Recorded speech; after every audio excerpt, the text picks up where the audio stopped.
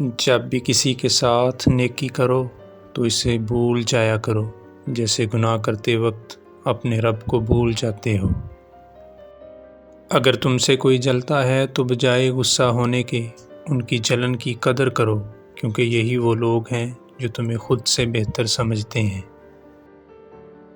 جس آدمی کی زبان خراب ہو جاتی ہے اس کا نصیب بھی خراب ہو جاتا ہے۔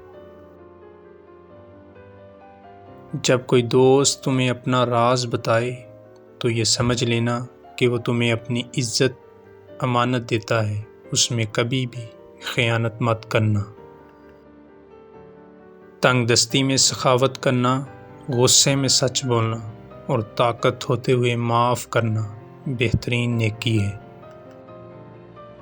جہالت ایک قسم کی موت ہے اور جاہل لوگ چلتی پھرتی لاشیں ہیں۔ مصیبت کے وقت گھبرا جانا مصیبت سے بڑی مصیبت ہے۔